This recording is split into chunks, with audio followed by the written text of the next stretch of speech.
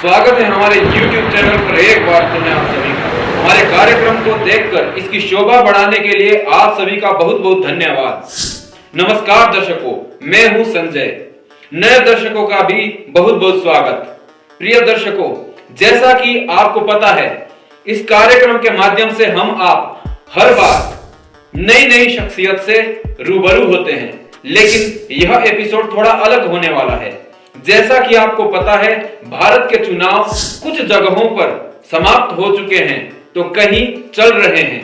इसी को ध्यान में रखते हुए अलग अलग लोगों की राय अलग अलग होती है और कई बार इस वजह से समाज कई धड़ों में बढ़ जाता है। मेरे हृदय की स्थिति भी थोड़ी इसी तरह से ही है। हम किसी भी व्यक्ति, विचारधारा, संगठन, पार्टी आदि का आकलन पूर्व में घटित घटनाओं से करते हैं। फिर हमारे निर्णय, हमारा झुकाव किस ओर होना है निर्धारित होता है। सूचना के अभाव में या फिर गलत सूचनाओं के कारण अथवा सही सूचनाएं गायब करने के कारण हम गलती से गलत राह में चले जाते हैं। आज मेरी स्थिति भी कुछ इसी तरह ही है। सूचनाएं बहुत सारी है और सूचनाएं है भी नहीं। आज मेरे अपने आप से सवाल होने वाले हैं। मेरा हृदय जो कि दो धड़ों में बटा है, इसका जवाब इसे ही देना होगा ताकि मैं एक सार्थक निर्णय तक पहुंच सकूं। आज मेरे सवाल किसी मेहमान से नहीं बल्कि अपने आप से होने वाले हैं, ताकि मैं आने वाली राजनीति के लिए उचित निर्णय लेकर अपने और देश का भविष्य निर्धारित कर सकूं। तो चले इस सवाल से इस कार्यक्रम को शुरू करते हैं कि क्या आपको राजनीति के बारे में पता है? क्या मुझे राजनीति के बारे में पता है? जय श्री राम सबको, सभी देशवासियों को प्रणाम। ठीक है, सबसे पहले आप ही बताइए कि क्या आपको राजनीति के बारे में पता है? अरे क्या बात कर दी आपने, क्यों नहीं? क्या कोई शक है आपको? यह बात सही कही मित्र आपने। अरे राजनीति का एक्सपीरियंस तो आजादी से पहले से ही है, भले ही यह राजनीति इस समय नौसिखियों के हाथ में है। वैसे यह तो आपने आते ही दी की बहस शुरू कर दी। वैसे आपका क्या कहना है इस बारे में? राजनीति हमारे पास है क्योंकि देश और जनता ने और जनता के हर वर्ग ने हमें इस काबिल समझा। हमारे मुद्दों को हमने और हमारे विचारों को जनता के सामने अच्छे से रखा। जनता ने उन विचारों को समझा और हमें ऐतिहासिक जीत दिलाई। चले जीरो से शुरू करते हैं। वैसे आप दोनों अपनी अपनी पार्टी के उदय के बारे में बताएं ताकि हमारे दर्शकों को पता लगे कि किस पार्टी को आखिर चुनना होगा, उसका उदय किस प्रकार से हुआ है, कहां से उस पार्टी की शुरुआत हुई है। तभी हमारे दर्शक जो है किसी एक सार्थक निर्णय तक पहुंच पाएंगे। कृपया आप अपने बारे में बताएं, आप अपने बारे में बताएं कि आपकी पार्टी का उदय आखिर कहां से हुआ है, कैसे हुआ है। इंडियन नेशनल कांग्रेस अर्थात आईएनसी कोई छोटी बात नहीं है। जब स्वतंत्रता संग्राम में संपूर्ण देश के लोग आहुतियां दे रहे थे, जब वर्निक्यूलर एक्ट, आर्म्स एक्ट और इल्बर्ट बिल जैसे दमनकारी एक्ट भारतीयों के खिलाफ बनाए जा रहे थे, तब भारत के तमाम बुद्धिजीवियों ने 1885 में इंडियन नेशनल कांग्रेस की स्थापना की थी। चाहे जो भी हो, अंग्रेजों के ही एक बेहतरीन retired civil services officer A O. Hume ने आईएनसी बनाई थी। उस समय मात्र 17 लोगों की वह ऑर्गेनाइजेशन पूरे भारत की चहेती पार्टी बनी। इस पर और इसके विचार पर हर किसी को विश्वास है, आज भी है और आज तक हर साल अंत में इस पार्टी के खास लोग बैठक करते हैं और देश और पार्टी के मुद्दों पर चर्चा कर अपना प्रेसिडेंट चुनते हैं। बहुत सही। और आप भी अपने पार्टी के विषय में बताएं जरा कि कैसे आपकी पार्टी का उदय हुआ, उसके बारे में बताएं प्लीज। हमारी पार्टी एक आंदोलन है। यूं तो हमारी पार्टी एक सोच के रूप में भारतीय जनता में सनातन धर्म के रूप में अनंत काल से बहती आ रही थी, लेकिन अगर बात करें पार्टी के विषय में, तो आजादी के बाद जब पाकिस्तान के रूप में हमारी भारत मां के 2 टुकड़े किए गए, तब नेहरू लियाकत पैक्ट के बाद पाकिस्तान में बस रहे हिंदू भाइयों की जिम्मेदारी पर से नेहरू जी ने मुंह मोड़ लिया था। ऐसे समय में 1951 में डॉक्टर श्यामा प्रसाद मुखर्जी ने इंडियन नेशनल कांग्रेस से इस्तीफा दे दिया था। यह सब नेहरू के पाश्चात्य सांस्कृतिक प्रेम और हिंदू भाइयों की जिम्मेदारी पर से मुंह मोड़ने का ही नतीजा था। भारतीय संस्कृति पर खतरे के मद्देनजर इसके पहले भारतीय जनसंघ, जनता दल और आज के समय में भारतीय जनता पार्टी के कार्यकर्ता के रूप में हम सामने आए। इंडियन नेशनल कांग्रेस द्वारा गांधी और उनके आदर्श भुलाए गए और नेहरूवाद चरम पर पहुंच गया था। ऐसे समय में ही 1951 में भारतीय जनसंघ बना। चाहे कश्मीर के पूर्ण विलय की लड़ाई हो या राम मंदिर के मुद्दे को मेज पर रखने की, इसके लिए सत्याग्रह इसी जनसंघ ने शुरू किया था। एक देश में न तो 2 विधान, न 2 निशान और न 2 प्रधान चल सकते हैं। इस बेहतरीन सोच की अगुवाई की थी डॉक्टर श्यामा प्रसाद मुखर्जी ने। 23 जून 1953 को उन्होंने मां भारती की सेवा करते अपनी शहादत दी थी। उसी 9 अगस्त 1953 को मुख्यमंत्री शेख अब्दुल्ला जम्मू कश्मीर को गिरफ्तार किया गया। जिस जम्मू कश्मीर में गवर्नमेंट लेकर जाना पड़ता था, वह व्यवस्था खत्म की गई केवल और केवल श्यामा प्रसाद मुखर्जी की बदौलत। चाहे गोवा मुक्ति आंदोलन हो, पांडिचेरी स्वतंत्रता आंदोलन, दादर हवेली स्वाधीनता आंदोलन या फिर भेरूबारी बचाओ आंदोलन, सभी में भगवादारी ही आगे रहे। भारत में गौ हत्या के विरुद्ध तो हम आज तक आंदोलन करते आ रहे हैं और आगे भी करते रहेंगे। चाहे जो भी कहो, हमारी उस पार्टी का ही प्रभाव था कि पाकिस्तान विजय हुई और 1965 में भारत विजयी कहलाया। यह है हमारे उदय की शानदार कहानी। इस पर आप कोई टिप्पणी करना चाहेंगे? अरे क्यों नहीं, चाहे नेहरू हो, गांधी हो या फिर कोई और स्वतंत्रता सेनानी, सब ने अपने स्तर पर और सामर्थ्य से इस देश की आजादी के लिए योगदान दिया था। इंडियन नेशनल कांग्रेस हमेशा से गांधीवादी विचारधारा पर चलती रही।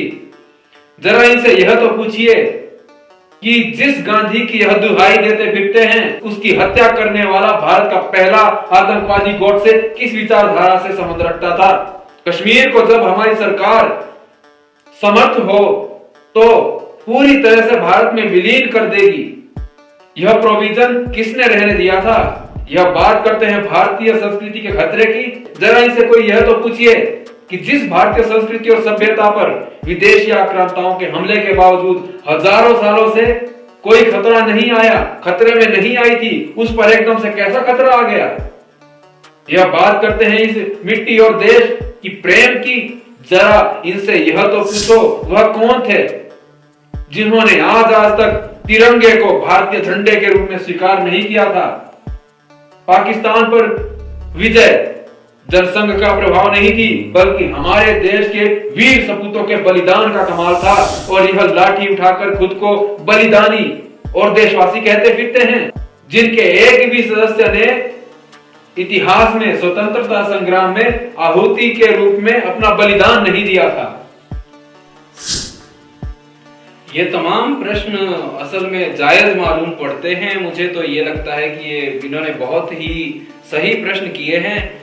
तो लेकिन हम जो है इस समय इतिहास से वर्तमान की ओर जो है जा रहे हैं, तो सभी मुद्दों पर थोड़ी थोड़ी नजर दौड़ाएंगे। तो सबसे पहले तो मैंने कहा कि उदय के बारे में और आपने बता भी दिया है, इसके लिए आपका बहुत बहुत धन्यवाद ये क्लियरिफाई करने के लिए। और अब बात करते हैं कि हमारे देश जो सत्ता को चुनने का प्रावधान है वो लोकतंत्र के अनुसार होता है। तो आप प्लीज इसके बारे में बताइए, आपका क्या कहना है इस बारे में, जो लोकतंत्र का जो चुनाव करने का तरीका है लोकतंत्र से, उस बारे में आपका क्या कहना है। देखिए, स्वतंत्रता के बाद नेहरू जी की पॉपुलैरिटी ही इतनी थी, उस समय को कई लोग नेहरू युग भी कहते हैं। पहले लोकसभा चुनाव में कुल 53 पार्टी के भाग लेने के बावजूद इंडियन नेशनल कांग्रेस ही बहुमत के साथ भारत के द्वारा चुनी गई थी। गरीबी और मंदी के बावजूद नेहरू जी ने सब अच्छे से संभाला। लोकतंत्र और मजबूत करने के हर प्रयास इस कांग्रेस सरकार ने किए थे। नेहरू जी ने तो एक बार यहां तक कहा था कि यदि यह अखबार मेरे समर्थन में लिखने लगे तो समझ लेना कि अखबार लिखने वाले की कलम बिक चुकी है, लोकतंत्र की हत्या हो चुकी है। नेहरू खानदान ने गांधी जी के आदर्शों को मानते हुए अपना सरनेम तक गांधी कर दिया था। और आप कहते हैं बलिदान की बात, आप कर रहे हैं लोकतंत्र और संविधान की बात। देश और इस माटी के लिए गांधी परिवार ने न जाने कितने ही बलिदान दिए हैं और यह उनकी विरासत रही है। अरे छोड़ो मित्र, क्या बात करते हो, सत्ता हथियाने के लिए आतुर परिवार को ही बीच में रख रहे हो। क्या यह है आपकी विरासत। देश को चलाने वाले अकेले नेहरू नहीं बल्कि तमाम मंत्रिमंडल और उनके अथक प्रयास थे। संविधान के निर्माता और उसके रखवाले थे। कौन था जिसने सत्ता के लालच में ही जब सरकारी मशीनरी के लिए 6 साल की सजा पाई थी तो देश में राष्ट्रपति शासन लागू कराया था, लोकतंत्र और संविधान की धज्जियां उड़ा दी थी और विपक्ष के हर बड़े नेता को जेल में डाल दिया था। क्या यह है इनकी विरासत। सब अखबारों में सरकार के विरुद्ध लिखने पर पाबंदी लगाई गई थी। जिस लोकतंत्र और संविधान की धज्जियां यह अपने फायदे के लिए उड़ाते रहे थे, आखिरकार उसी लोकतंत्र ने ही भारतीय जनता पार्टी को प्रचंड बहुमत से जिताकर आज के समय में चाहे यूपीए हो या फिर इंडियन नेशनल कांग्रेस, इन्हें कुचल कर रख दिया था। शुरू में जरूर इंडियन नेशनल कांग्रेस कुछ स्वतंत्रता सेनानियों का समूह रहा होगा, लेकिन आज के समय में यह धब्बे की तरह भारतीय मानचित्र पर इस समय बचे हुए हैं। हमारी पार्टी के ऐतिहासिक लोगों पर इस तरह के लांछन या आरोप कतई बर्दाश्त नहीं होंगे। अरे आप क्या जाने, जवाहरलाल नेहरू जी की आकस्मिक मृत्यु हो गई थी, तब देश की आर्थिक हालत और देश को संभालने के लिए जो जरूरी और शक्तिशाली फैसले लेने थे, लिए गए।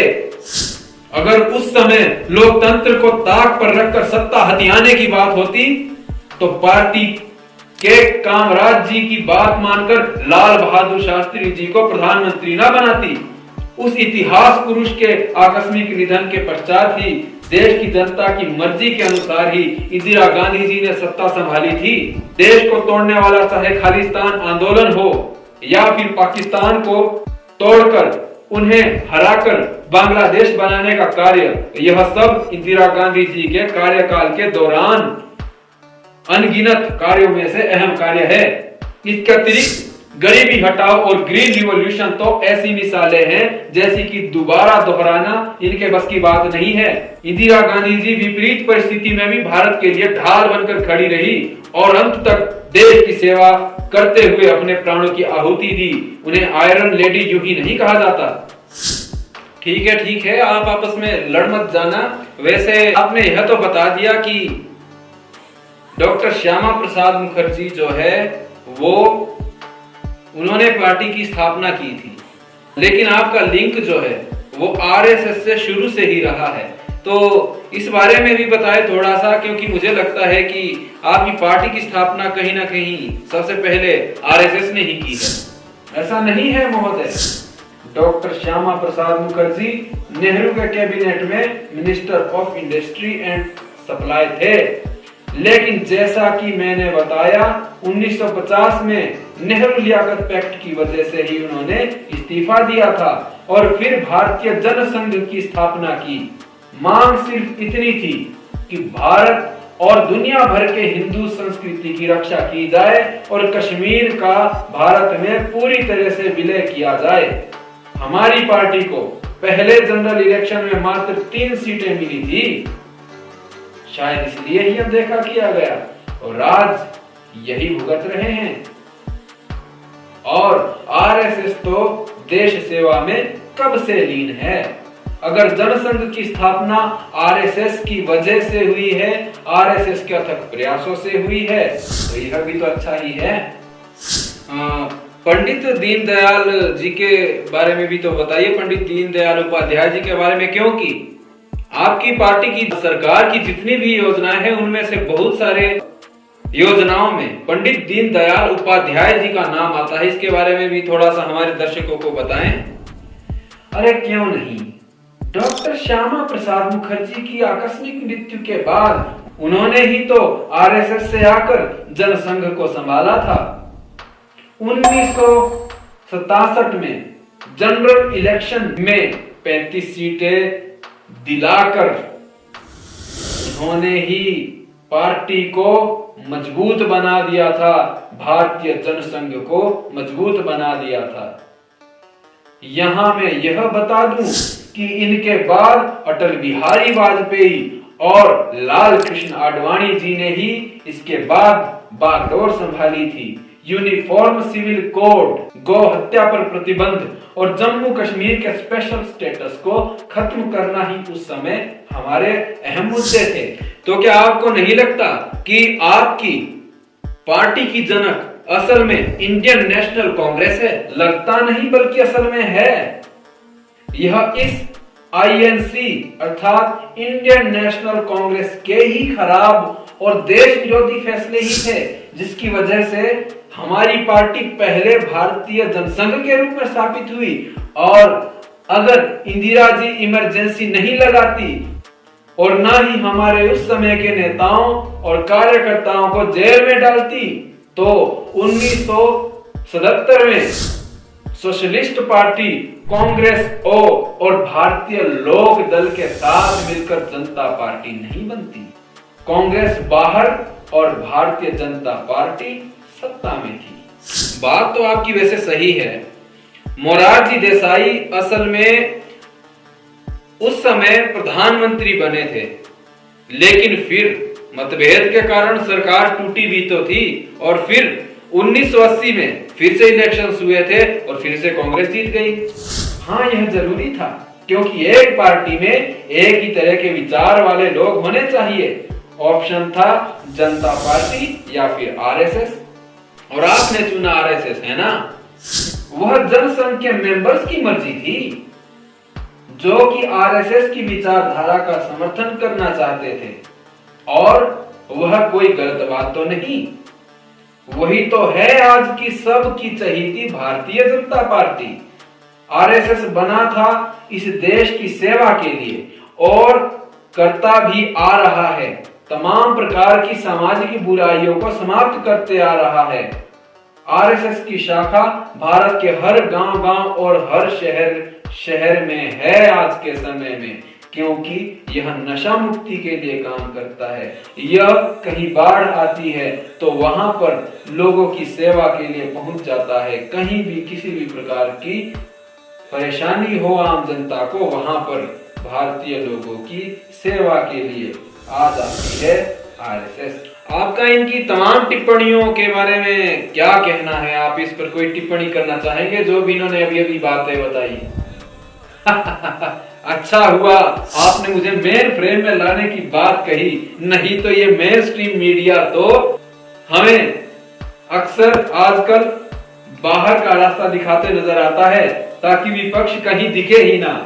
चलो बात करते हैं इनके हर पॉइंट पर।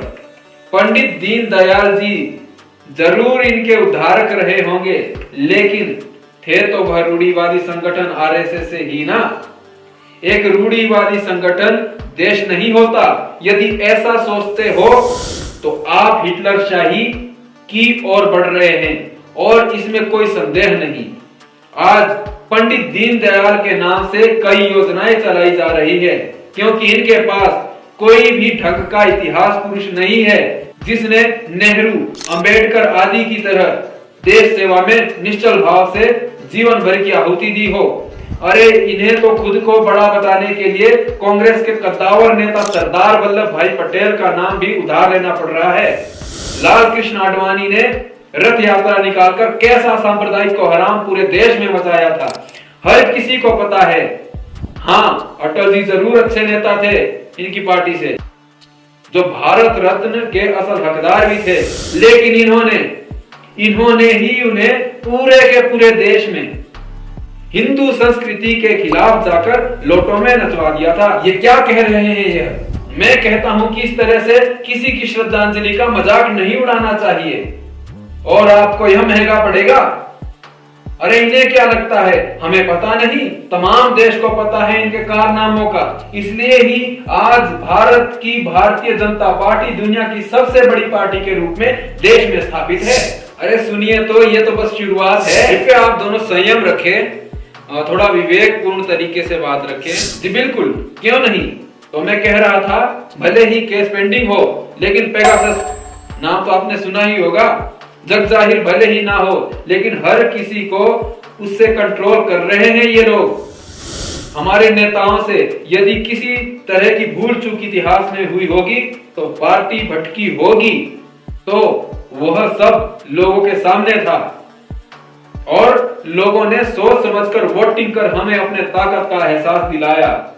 यह क्या कह रहे हैं आजकल? 400 पार का नारा लगाते फिरते हैं, जबकि इनकी पार्टी में इस बार टोटल में से अधिकतर नेता तो विपक्षी पार्टी से उधार लिए हुए समझो। धर्म और देश विदेश की बेकार डिबेट चलाकर तमाम न्यूज चैनलों में लोगों को उलझा कर रखा है इन्होंने, क्योंकि सारे न्यूज चैनलों के मालिक इनके दोस्त हैं। यूथ को सस्ता इंटरनेट देकर फोन में उलझा रखा है, मोबाइल फोन में उलझा रखा है। उस पर फालतू वीडियो और डिबेट से असल मुद्दों पर, जिनमें की रोजगार, शिक्षा, स्वास्थ्य, देश की हालत, सड़क सुविधा आदि है, उस पर से ध्यान भटकाया जा रहा है।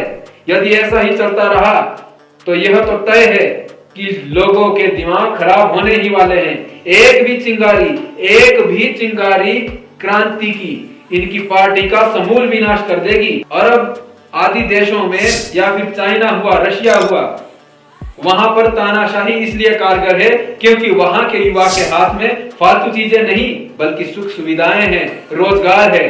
भारत के लोगों को कुछ समय के लिए भरमाया जा सकता है, लंबे समय तक नहीं। अगर ऐसा ही रखने की कोशिश करोगे तो अभी तो फिलहाल किसान आंदोलन के लिए बॉर्डर से भी ज्यादा सिक्योरिटी के इंतजाम किए थे। उस समय देश को कैसे संभालोगे जब पूरा का पूरा देश सड़क पर होगा, इनके खिलाफ होगा? आखिर इन्होंने राज तो जनता पर ही करना होगा, फिर देखेंगे। अगर इन्होंने सही से काम नहीं किया तो जनता इन्हें जल्दी ही बाहर करेगी, और मैं तो कहता हूं इसी चुनाव में ही बाहर कर देगी। अरे इन्हें क्या लगता है हमें पता नहीं? तमाम देश को पता है इनके कारनामों का। इसलिए ही आज भारत की भारतीय जनता पार्टी दुनिया की सबसे बड़ी पार्टी के रूप में देश में स्थापित है।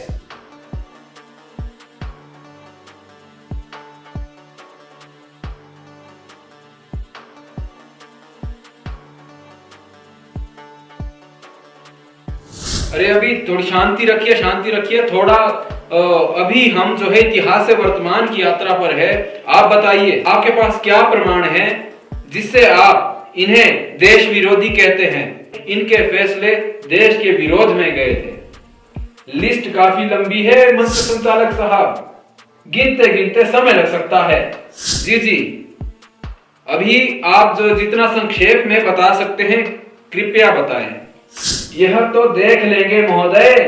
अरे इनके घोटालों की लिस्ट तो काफी लंबी है, फिर चाहे वह देश के खिलाफ कोई फैसले लिए गए हो या फिर कोई आर्थिक फैसले, सब में भ्रष्टाचार ही व्याप्त था। फिलहाल आप देश के खिलाफ गए कुछ फैसलों के बारे में हमारे दर्शकों को अवगत कराएं कि जो इनकी सरकार थी उनके समय में कौन से ऐसे फैसले थे जो कि देश के खिलाफ गए थे इनकी पार्टी की सरकार के समय। रुकिए। सबसे पहले मुझे लगता है कि यहाँ पर गंभीर आरोप लगने वाले हैं। मैं इनकी हर बात ध्यान से सुनूंगा, लेकिन मैं चाहता हूं कि यह भी तैयार रहें सुनने के लिए। चलिए ठीक है, पहली और बड़ी गलती तो यही थी कि नेहरू को प्रधानमंत्री बनाया गया।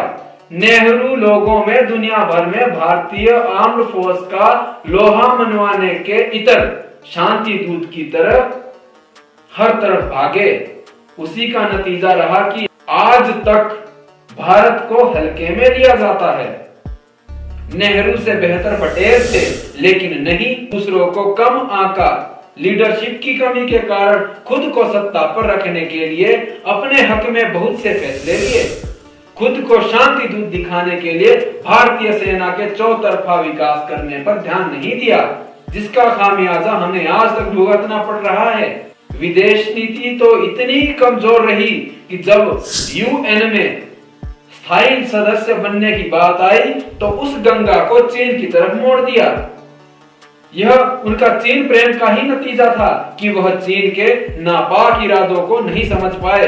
जब भारत के वीर सपूतों ने अपने प्राणों की आहुति देते हुए पाकिस्तान के अधिकतर इलाकों पर जीत दर्ज की, तो क्यों हाजी पीर पास को ताशकंद समझौते के अनुसार वापस लौटाया गया? उससे भी पहले कश्मीर में धारा 370 लगाने की कोई जरूरत नहीं थी। शिमला समझौते के अनुसार 96,000 पाकिस्तानी बंधक लौटाए गए और हमें क्या मिला? लौटाए गए मात्र 617 भारतीय सैनिक। और उसके बाद 64 भारतीय सैनिक आज भी उनकी जेलों में सड़ रहे हैं, वह भी अगर प्रताड़ना से जिंदा बचे होंगे तो। हम जीत कर भी हार गए थे। यह हाल किया इन्होंने और इनकी सरकार ने। वहीं चीन के साथ जब युद्ध चल रहा था तो जानबूझकर भारतीय वायुसेना का इस्तेमाल नहीं किया गया, जबकि हमारी वायुसेना की शक्ति उनकी शक्ति से कहीं अधिक थी। हमारे जमीनी सैनिकों को मारने के लिए लड़ाया गया, जीत सकते थे, लेकिन उनसे मात्र 13 दिनों में हार गए। आज जिस बलवान पर अक्सर झगड़े होते हैं, ऐसी चीन की हिम्मत कभी ना होती हमें आंखें दिखाने की। 2012 में मनमोहन सिंह की सरकार सियाचिन को डीमिलिटराइज करके पाकिस्तान को सौंपना चाहती थी। और क्या ही कहें, इनकी लिस्ट काफी लंबी है। इस तरह बहुत सारी जो है बातें इन्होंने अभी अभी बताई, और जिससे कि लगता है कि सच में बहुत सारी गलतियां हुई थी इनकी सरकार से, इनकी पार्टी की सरकार से। तो दर्शकों, अब इन्हीं से ही जानते हैं कि ये आखिर इनके बारे में क्या बताते हैं, जिससे कि हमें पता लगे कि इनकी सरकार ने क्या क्या गलतियां की थी, इनकी पार्टी की सरकार ने क्या क्या गलतियां की थी। तो प्लीज आप भी जरा इनकी कुछ कमियां गिना दीजिए, और आप दोनों सफाई बाद में दे दीजिएगा। जितनी भी आपने इसके बारे में भी आपको जो है समय देने की कोशिश करेंगे, क्योंकि वैसे समय तो भाई बहुत सारा लगेगा, मुझे ये लगता है। तो प्लीज सबसे पहले आप बताइए, इन्होंने जैसा कि बताया कि आपकी पार्टी की सरकार से बहुत सारी गलतियां हुई थी, आप भी जरा बताइए कि इनकी पार्टी की सरकार से कौन कौन सी गलतियां हुई थी जो कि देश के विरोध में फैसले गए थे। काबिल दोस्त ने बहुत सी बातें रखी। इसमें सबसे पहले तो यही कहना चाहता हूं कि देश की जनता सच में बहुत ही बेहतर निर्णय लेती है, बहुत ही समझदार है। ऐसा इसलिए कह रहा हूं क्योंकि जनता ने इन्हें ज्यादा अवसर नहीं दिया, वरना जो खराब निर्णय इन्होंने इतने कम समय में लिए, थोड़े ज्यादा समय मिलता तो पता नहीं क्या क्या कर बैठते ये। अरे चलिए छोड़िए भी, पहले यह तो बताइए कि हमारी सरकार ने ऐसा क्या कर दिया। चलिए पोटली में से फेंक फेंक कर जब मार ही रहे हैं तो शुरू करते हैं। मोरारजी देसाई, वो तो जनता दल में खोखली बैसाखियों के सहारे सत्ता में आए थे, तो ना तो उन्हें विकास करने का और ना ही विनाश का अवसर मिला। फिर बात आती है अटल बिहारी जी की। आपने तो केवल बुराई ही की है हमारे नेताओं की, लेकिन हम जहां सही और काबिल तारीफ काम है कहना चाहिए और हम कहते हैं।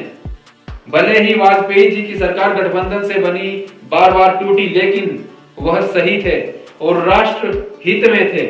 इसका श्रेय कहीं ना कहीं उनके सलाहकारों को भी जाना चाहिए, क्योंकि एक मंत्री जब कोई फैसला लेता है तो वह स्वयं ही नहीं कर सकता। उनकी ईमानदारी और सच्चाई का लोहा हर किसी ने माना। जब मोरारजी देसाई के कार्यकाल में अटल जी विदेश मंत्री बने थे तो सबसे पहले इंदिरा गांधी जी के घर पहुंचे थे, क्योंकि वह लोकतंत्र में एक विपक्ष की जरूरत और भूमिका क्या होती है यह समझते थे। हमने भी उनको वह सम्मान दिया और नरसिम्हा राव जी के पीएम कार्यकाल के दौरान भारत के दूत के रूप में उन्हें जिनेवा भेजा था। विपक्ष को सम्मान किस प्रकार से और कैसे दिया जाना चाहिए, यह इनकी आज की भारतीय जनता पार्टी को सीखने की जरूरत है। बहरहाल उनको विनम्र श्रद्धांजलि। आगे बढ़ते हैं। और सबसे बड़े गलत फैसले तो इनकी आज की सरकार ने ही लिए हैं, जिसमें सबसे पहले तो नोटबंदी सबसे बड़े घोटालों में से एक है।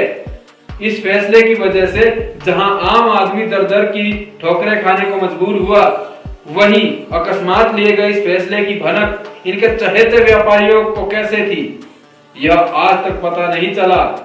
हमारे वर्तमान पीएम की माताजी तक को दर दर की ठोकरें खानी पड़ी, पर एक भी उद्योगपति कहीं किसी बैंक की लाइन में नजर नहीं आया। फिर जो बड़े गलत फैसलों में शुमार था वह था 3 किसान विरोधी कानूनों को लागू करने की नापाक कोशिश।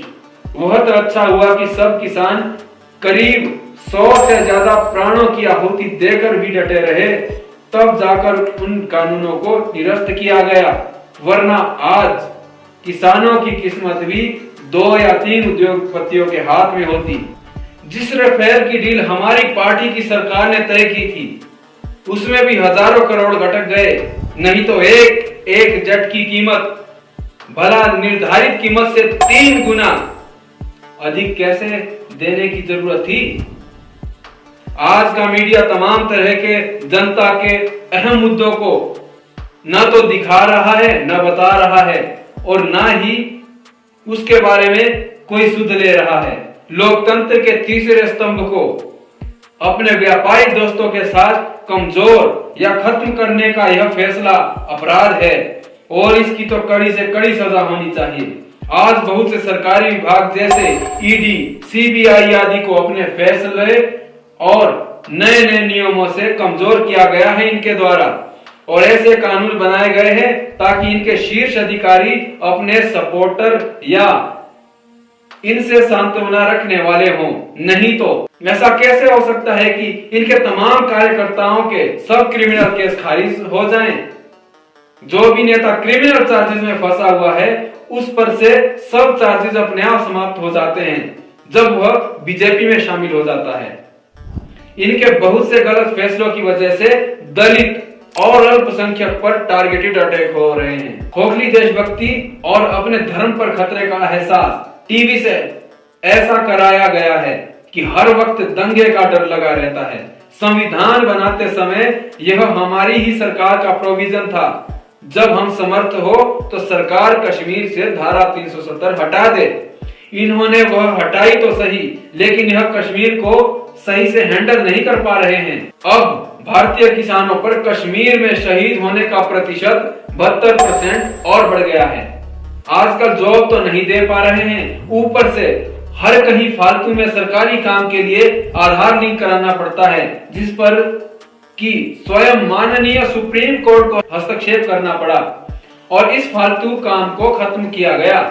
यह इन्हीं के खराब फैसलों का कमाल है कि मालदीव हाथों से जा रहा है, नेपाल चीन से नजदीकी बढ़ा रहा है और श्रीलंका से कंट्रोल छूट रहा है। पाकिस्तान और चीन दोस्त बन गए हैं। ऐसा आज तक भारत की इंडियन नेशनल कांग्रेस सरकार या यूपीए के इतिहास में नहीं हुआ था।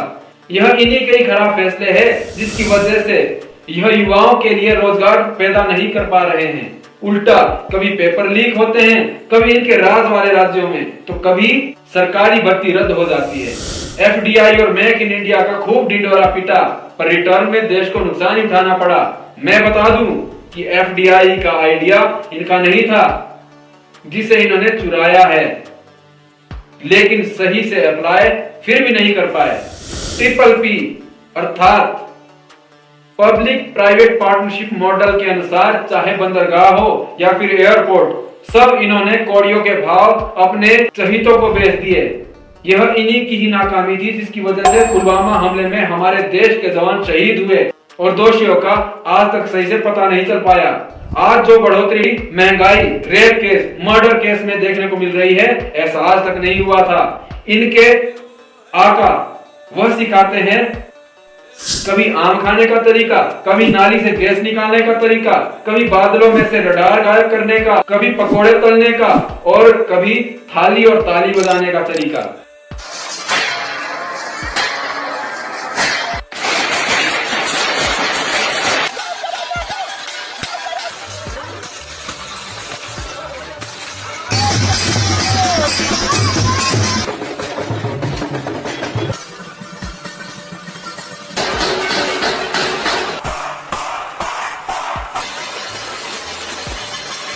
यह तो वह बातें हैं जो थोड़ी बहुत पब्लिक डोमेन में आ गई थी, नहीं तो यह तो सब बातों को गुलाम मीडिया की मदद से छुपाने में काफी निपुण हो गए हैं। सच में बहुत सारे खुलासे हो गए, वैसे काफी कुछ कह दिया है दोनों तरफ ने। ऐसा लगता है कि सच में बहुत सारे फैसले हमारे देश के खिलाफ गए हैं, दोनों ओर से गए हुए हैं, जो कि प्रमुख पार्टियां अभी तक जिन्होंने सत्ता संभाली है। तो दर्शकों, यहां पर मैं यह कहना चाहता हूं कि यह आरोप प्रत्यारोप का समय है। इसकी पुष्टि हम या हमारा YouTube चैनल नहीं करता। यदि आप दर्शकों को इन आरोपों के पीछे की सच्चाई जाननी है तो स्वयं ही छानबीन करें। यहां यदि हम दोनों पक्षों से एक दूसरे के आरोपों पर सफाई के लिए कहेंगे तो जरूर ही यह सफाई देंगे, क्योंकि हर बात की एक काट होती जरूर है, सबके पास होती है, फिर चाहे वह सच हो या झूठ। और अगर हम इस ओर बढ़ें तो इस कार्यक्रम का समय भी काफी अधिक हो जाएगा। बहरहाल इस ओर न जाते हुए मैं यही कहूंगा कि आप जागरूक वोटर बने और इनके लगातार आरोपों का आप जनता खुद खंडन अथवा पुष्टि करें। अब बात करते हैं दोनों प्रमुख पार्टी की सरकारों के दौरान उजागर हुए घोटालों की या फिर भ्रष्टाचार की। वो कौन कौन से भ्रष्टाचार के आरोप है जो कि इनकी पार्टी की सरकार के दौरान और इनकी पार्टी की सरकार के दौरान इन पर लगे हुए हैं। तो मुझे उम्मीद है दोनों के पास बहुत कुछ है कहने को। और इस बार भी आपसे शुरू करते हैं, जरा आप बताइए इनके बारे में कि इनकी पार्टी की सरकार ने या फिर जब इनकी पार्टी प्रमुख थी और बाकी पार्टियां इनका साथ दे रही थी, तो उस समय ऐसे कौन कौन से घोटाले इनकी पार्टी की सरकार के समय में हुए थे। जितना लंबा समय इनका हुआ है ना सत्ता में, फिर चाहे उसके लिए जो भी हथकंडे अपनाए हो, उतना ही इनके घोटाले की लिस्ट भी लंबी है। देश में वह घोटाले ना हुए होते तो आज देश कहीं से कहीं पहुंच गया होता। जी समझ गया मैं। वैसे आप जो है संक्षेप में बता दीजिए, क्योंकि समय जो है बहुत ज्यादा हो जाएगा, मुझे ये लगता है। जी जरूर। तो शुरुआत तो पहले जवाहरलाल नेहरू जी से ही होती है। यह कहते हैं ना कि तारीफ नहीं करते, तो मैं इतना कहना चाहता हूं, आजाद भारत के पहले प्रधानमंत्री होने के नाते जवाहरलाल नेहरू जी ने अंग्रेजों द्वारा गरीब किए गए, लूट लिए गए भारत को पुनः निर्मित करने में बहुत योगदान देने की कोशिश की गई। ठीक उतना ही योगदान मनमोहन सिंह जी का भी रहा, फिर चाहे वह वित्त मंत्री रहते हो या फिर प्रधानमंत्री रहते। वह भी तब जब भारत की हालत खस्ता थी। लेकिन उनके द्वारा किए गए घोटालों को भी नहीं भूलना चाहिए। इसमें जवाहरलाल नेहरू जी की सरकार के समय जीप घोटाला, साइकिल घोटाला, मोहम्मद सिराजुद्दीन एंड कंपनी घोटाला, मोडंडा घोटाला, बीएचयू घोटाला, तेज लोन घोटाला, प्रताप सिंह कारो घोटाला प्रमुख है। फिर बारी आती है इंदिरा गांधी जी के सरकार की। वह भले ही आयरन लेडी कहलाती हो, लेकिन उनके और राजीव गांधी और मनमोहन सिंह जी के कार्यकाल के समय के घोटालों में प्रमुख है तेल घोटाला, जिसमें कि उस समय 13 करोड़ रुपए का पता ही नहीं चला कि कहां गए। बोफोर्स घोटाला, जिसमें $1 बिलियन खर्च किए गए थे, जो कि असल कीमत से 2 गुना थी। फिर सामने आया 2G स्पेक्ट्रम घोटाला, उसमें ए राजा नाम तो सुना ही होगा। कैश फॉर वोट घोटाला, जिसमें परमाणु ऊर्जा डील के दौरान, नो कॉन्फिडेंस मोशन के दौरान हमारे भारतीय जनता पार्टी के माननीय नेताओं को ही 1 करोड़ का ऑफर इन्होंने दिया था। संसद में सबके सामने हमारे नेताओं ने खोल डाला था। फिर कॉमनवेल्थ गेम्स घोटाला, सुरेश कलमाड़ी नाम तो सुना ही होगा, जिसे हजारों करोड़ घोटाले के केस में जेल हुई थी। उससे इनकी बदनामी और देश की बदनामी देश और विदेश में हुई थी। अरे फिर जाते जाते भी घोटाले कर गए। 2011 में देवास एंट्रिक्स घोटाला, 2012 में कोयला घोटाला और 2013 में कॉपर घोटाले जैसे अनगिनत रत्न इनकी सरकार के नाम हैं।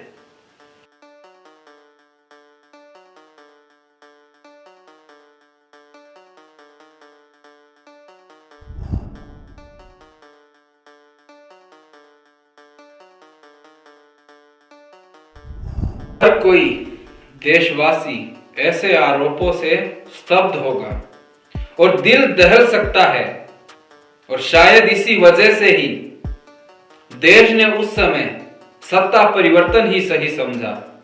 चलिए, जो भी हो, जो भी कारण रहे हो, अब आप मुझे बताइएगा जरूर कि आपके पास भी कुछ खास इंफॉर्मेशन है इनके बारे में, जिससे कि आप बता सके कि इनकी सरकार की दौरान भी बहुत सारे भ्रष्टाचार हुए हैं, बहुत सारे घोटाले हुए हैं।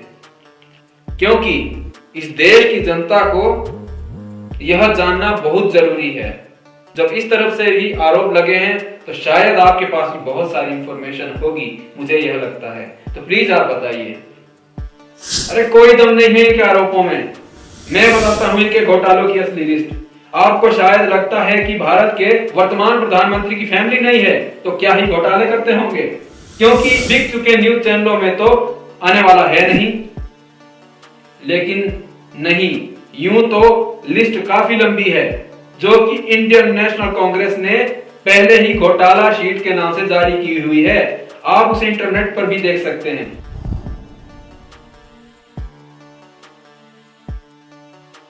प्रमुख के नाम मैं बताता हूं।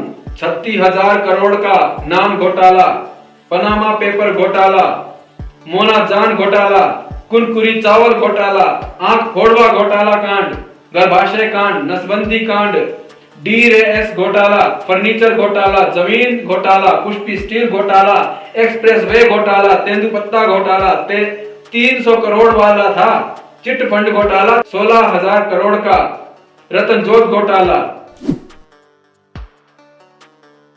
यह वह घोटाले हैं जिनकी लोगों को कानो कान खबर नहीं।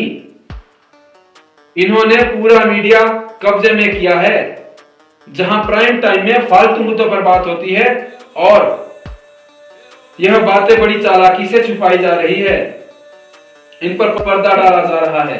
इनके व्यापारी मित्रों ने मीडिया के गले में पट्टा बांधकर इस लोकतंत्र के पिलर को ध्वस्त कर दिया है।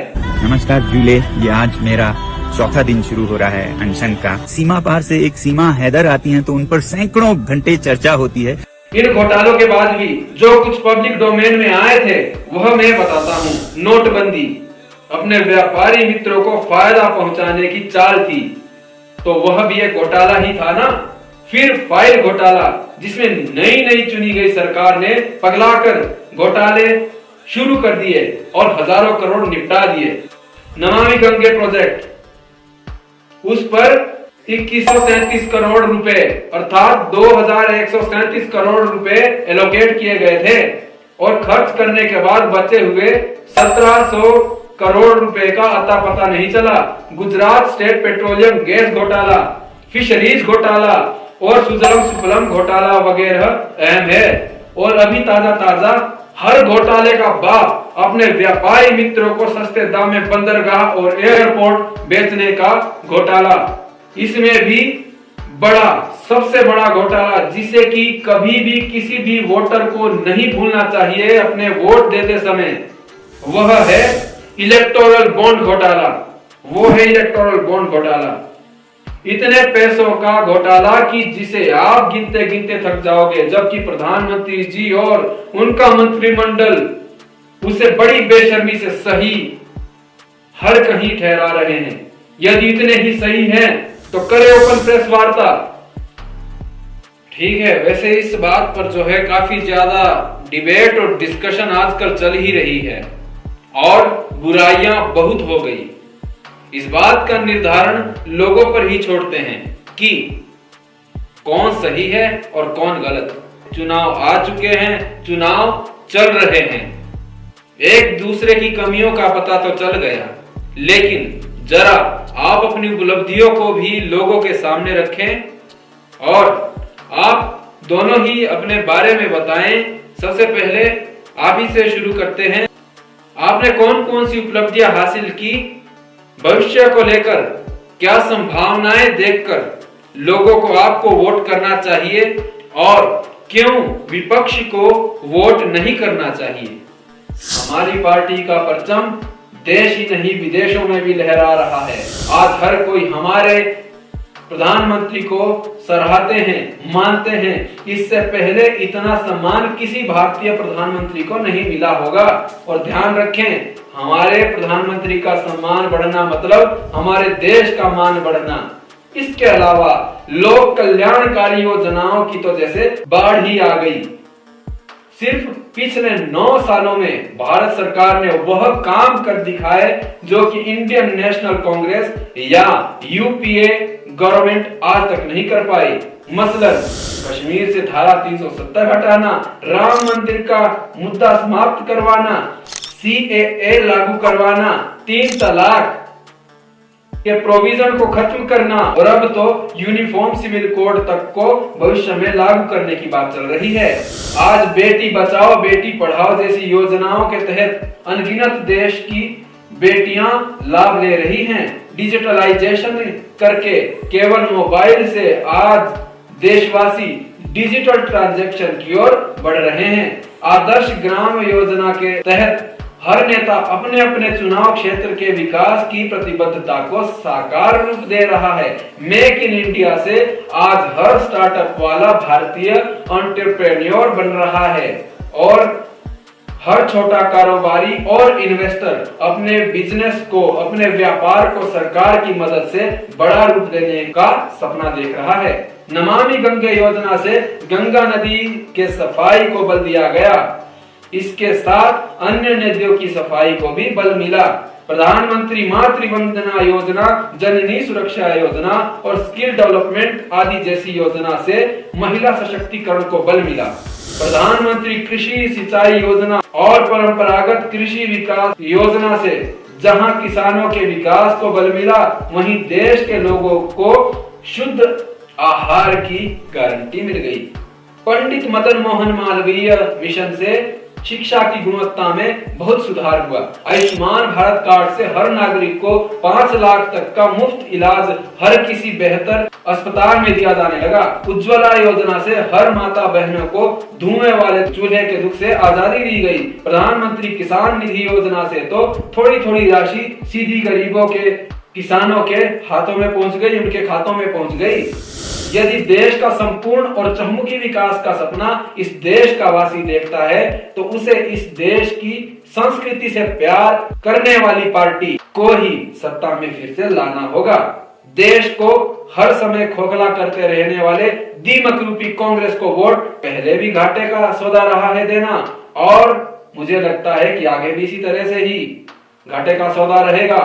देश के लोगों की बुरी हालत है वह कांग्रेस की वजह से ही है और आज भारत प्रगति की राह पर अग्रसर है तो हमारी पार्टी की सरकार की बदौलत है। इस बात पर आपकी क्या प्रतिक्रिया है? आप इस विषय पर अपने विचार जरूर रखें। इनकी पार्टी बड़ी मुश्किल से तो सत्ता में आती है, सत्ता सुखी ने प्राप्त होता है, ये क्या जाने कि सम्मान क्या होता है। अभी आज के समय में देश और विदेश में भीड़ किराए पर इकट्ठा कर लोग उसमें अपनी शान समझते हैं, लेकिन उन्होंने गुलामी के खिलाफ इंकलाब का नारा मजबूत करना सही समझा। उन्होंने अंग्रेजों की जेलों में जाना कबूल किया और वह भी स्वतंत्रता के खातिर, लेकिन ना तो कभी कायरों की तरह अंग्रेजों से माफी मांगी, ना कभी भिखारियों की तरह अपने जख्म दिखाकर वोट की भीख मांगना मंजूर किया। उन्हें कभी भी अपने सीने की चौड़ाई दिखाने की जरूरत नहीं पड़ी, बल्कि देश और दुनिया ने उनके सपने को समझा, जाना और माना था। उन्होंने ना तो कभी धर्म, न जाति और ना ही क्षेत्र के नाम पर इस देश को बांटा, बल्कि देश को एक किया। उनके मन में यह सब तोड़ने की भावनाएं नहीं थी, और वो भी इस तुच्छ सत्ता को प्राप्त करने के लिए, उस पर काबिज रहने के लिए। और आजकल के लोग उन पर इस तरह के इल्जाम लगाते हैं, शर्म आनी चाहिए। अरे उन्होंने तो हमेशा धर्मनिरपेक्षता और समाजवाद को सबसे ऊपर रखा। देश की प्रगति सुनिश्चित करने के लिए वैज्ञानिक और तर्कशीलता को बढ़ावा दिया, लोकतंत्र को जिंदा रखा, उसे फलने फूलने दिया। कभी भी देश में आंदोलनकारियों के खिलाफ खड़े नहीं हुए, बल्कि खुले हाथों से हर किसी को स्वीकार किया। गांधी परिवार, शास्त्री जी, मनमोहन आदि नेताओं के टेन्योर की अचीवमेंट्स गिनाते गिनाते समय का ही पता नहीं चलेगा कि कब और कितना समय बीत गया। यहां सिर्फ नेहरू जी का ही ज्यादा जिक्र इसलिए किया क्योंकि यह बार बार ऐतिहासिक गलतियों के लिए जिम्मेदार ठहराते हैं सिर्फ और सिर्फ नेहरू जी को। आज हर बड़े बड़े सरकारी और गैर सरकारी महकमे हमारी सरकार ने खड़े किए थे, चाहे वह रेलवे से संबंधित हो, चाहे हवाई जहाज से लेकर हवाई पट्टी तक, कोयला खदाने, LIC आदि, लेकिन इन्होंने सब कुछ बेच दिया है 2-4 व्यापारियों को, उन्हें फायदा पहुंचाने के लिए। और फिर चाहे आम जनता भूखी मरे, बेरोजगार हो, अशिक्षित हो, बेकार हो, भटकती रहे। जो विकास हमारी सरकार के समय में हुआ, अगर वही पुराने दिनों वाला विकास, वही विकास कार्य आगे भी देखना है तो इंडियन नेशनल कांग्रेस को ही पहला और अंतिम विकल्प के रूप में देश को लेना चाहिए। अब तो इंडिया अलायंस में हर कोई पार्टी ज्वाइन होकर, एक होकर राष्ट्र को विकसित करना चाहती है और देश के विकास को आतुर है। हम जीतेंगे तो ना तो फिर कोई मणिपुर जलेगा, ना त्रिपुरा, ना दिल्ली, ना कोरोना के समय की तरह लोगों को घुट घुट कर मरना होगा, ना आपदा में अवसर ढूंढकर कोई बाबे अमीर किए जाएंगे, ना मॉब लिंचिंग होगी। हमने पहले भी दरिद्र किसानों का कर्जा माफ किया है और आगे भी हो सकता है। हम गरीब को मनरेगा जैसी योजना चलाकर ऊपर उठाने की कोशिश अनवरत जारी रखेंगे।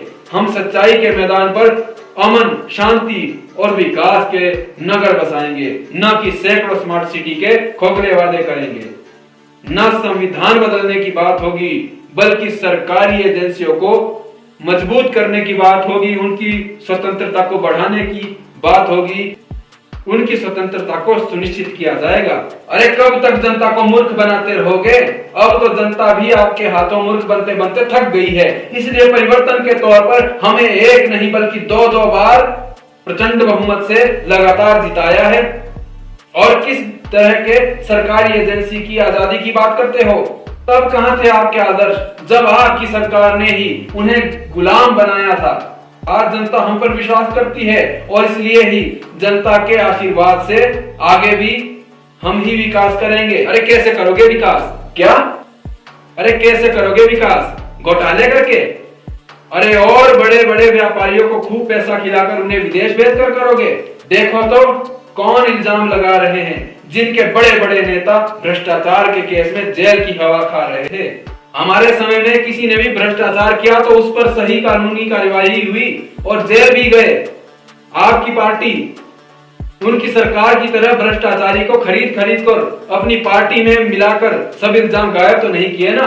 अरे आपने तो विपक्ष को ही कहीं का नहीं छोड़ा और अच्छे भले विपक्षी नेताओं को इमरजेंसी लगाकर जेलों में डाल दिया था।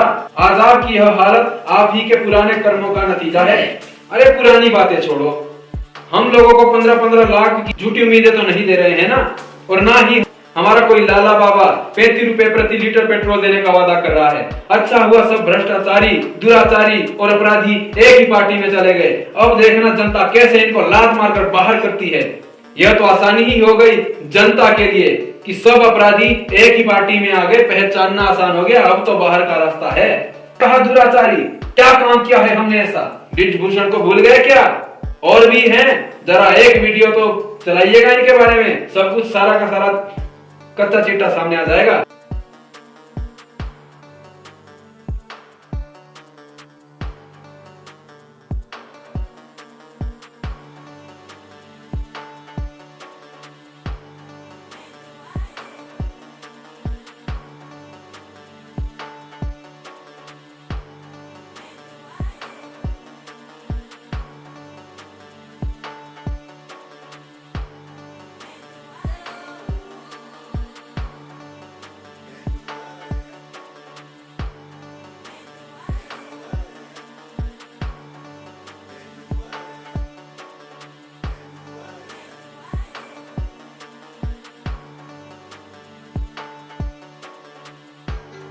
अरे सब झूठे आरोप है।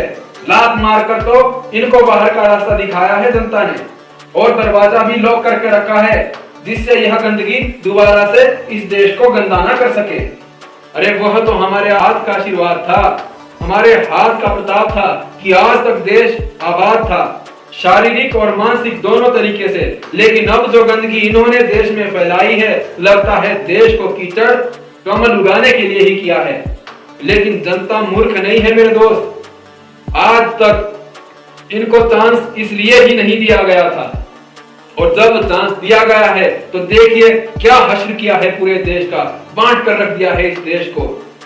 यह सब कुछ जनता के सामने है, चाहे जितना भी छुपाने की कोशिश करोगे उतना ही सामने आएगा, और जनता माफ नहीं करेगी। कहता हूं ये पुराने कर्मों का नतीजा है। अरे बस करो, मैं तो उलझ कर रह गया, लेकिन शायद आपके मन के धागे बहुत सारे सुलझ गए होंगे। उम्मीद है आपको बहुत कुछ समझने को मिल गया होगा। अपने सरकारों को मिट्टी में मिलाने और बनाने के अधिकार का सही निडरता से उपयोग करें, और इस अधिकार का उपयोग करें जरूर। वोट जरूर करें। मोबाइल फोन के डाटा का इस्तेमाल सिर्फ फनी या अश्लील रील्स को देखने में जाया न करें, बल्कि इसका उपयोग देश को मजबूत करने में कैसे हो सकता है इसके लिए काम करें। अगले किसी एपिसोड में आपसे फिर से मुलाकात होगी, फिर मिलेंगे आपसे। तब तक के लिए धन्यवाद।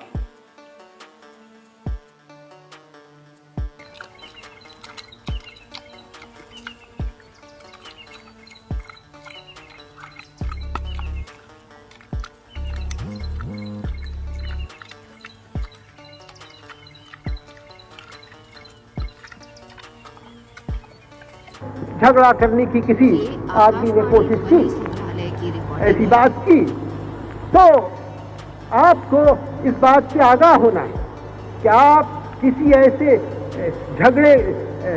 झगड़ालू के बातों में ना आ जाएं, और कोई वाकया भी ऐसा हो जिससे आपको गुस्सा करे। और चल सकता है, बहुत सारी बातें होती हैं जो नागवार गुजरती हैं, गुस्सा चढ़ता है, तो फौरन समझिए ये किसी गलत आदमी ने, किसी बुरे आदमी ने, किसी ऐसे आदमी ने झगड़ा कराना चाहता है, उसने कराया है। और आप उसमें न पड़िए, बल्कि कोशिश हमारी हो कि शांति से और इत्मीनान से उसको वहीं दबा दे।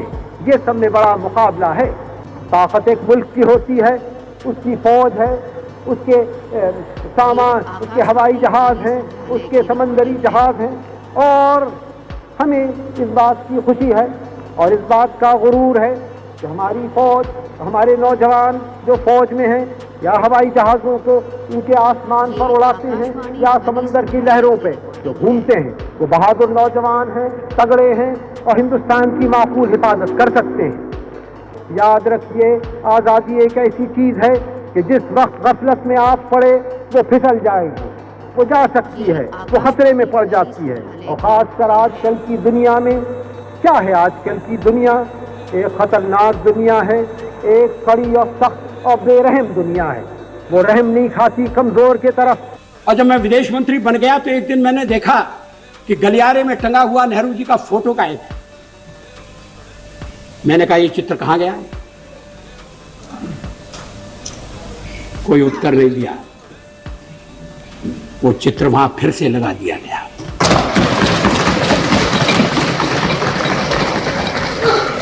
क्या इस भावना की कद्र है? क्या देश में ये भावना पनप है? ऐसा नहीं है कि नेहरू जी से मतभेद नहीं थे, और मतभेद चर्चा में गंभीर रूप से उभर कर सामने आती थी। मैंने एक बार पंडित जी से कह दिया था कि आपका एक मिला जुला व्यक्तित्व है और आप में चर्चिल भी है और चैम्बरलेन भी है। वो नाराज नहीं हुए। शाम को किसी बैंक्वेट में मुलाकात हो गई और उन्होंने कहा, आज तो बड़ा जोरदार भाषण दिया है, और हंसते हुए चले गए। आजकल ऐसी आलोचना करना दुश्मनी को दावत देना। लोग बोलना बंद कर देंगे। क्या एक राष्ट्र के नाते हम मिलकर काम नहीं कर सकते? क्या एक राष्ट्र के नाते हम सब आने वाले संकटों का सामना नहीं कर सकते?